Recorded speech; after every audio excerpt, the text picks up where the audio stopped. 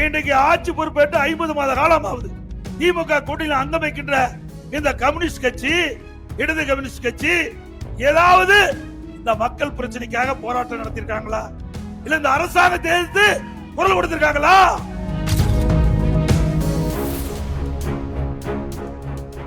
ஆச்சி கொழுக்கட்டை மாவு வந்தாச்சு. ஆச்சி கொழுக்கட்டை மாவிற்கு கொழுக்கட்டை அச்சை கேட்டு வாங்குங்கள்.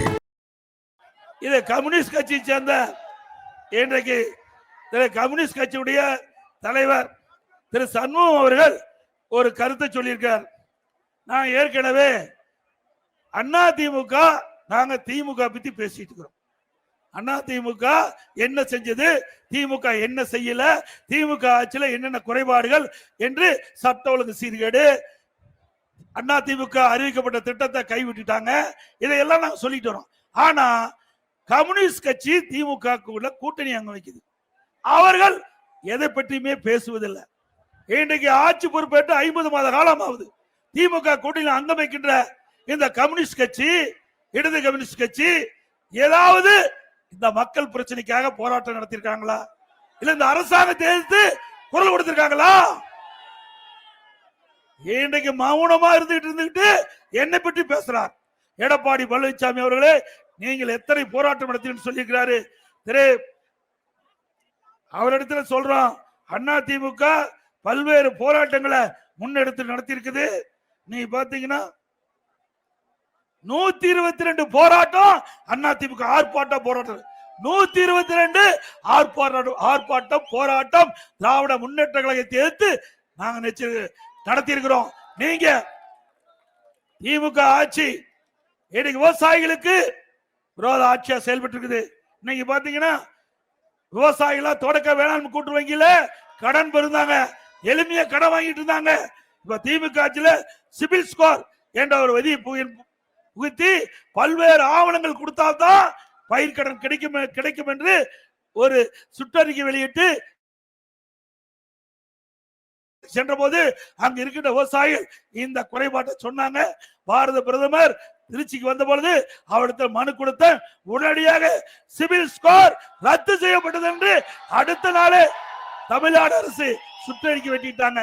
இப்படி விவசாயிகளை காத்த அரசு அண்ணா திமுக அரசு. நான் டெல்டா மாவட்டம் திருவாரூர் இருக்கும் போது திரு சண்முகம் அவர்கள், இந்த கம்யூனிஸ்ட் கட்சி தலைவர் அவர்கள் திருத்துறைப்பூண்டியில் இருந்தார். அங்க டெல்டா மாவட்டத்துக்கு போனீங்க.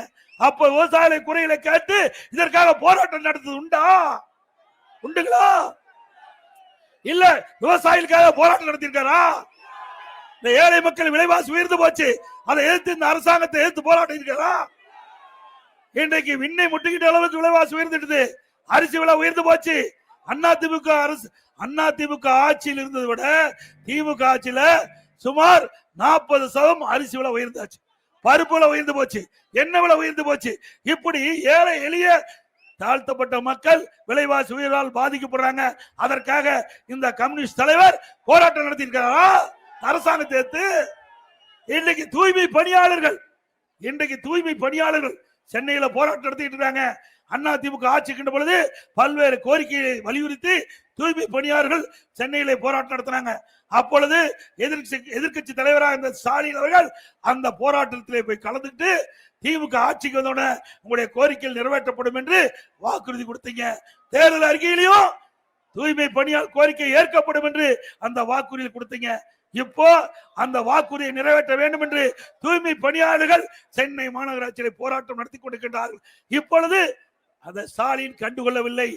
ஒருவர் கண்ணீரோடு வலைதளத்தில் அந்த செய்தி வெளியிட்டிருக்கிறாங்க. இப்படிப்பட்ட அரசாங்கம் இருக்கின்றது. இதற்கு ஏதாவது கம்யூனிஸ்ட் கட்சி தலைவர் போராட்டம் நடத்துறாரா? ஆச்சி கொழுக்கட்டை மாவு வந்தாச்சு. ஆச்சி கொழுக்கட்டை மாவிற்கு கொழுக்கட்டை அச்சை கேட்டு வாங்குங்கள்.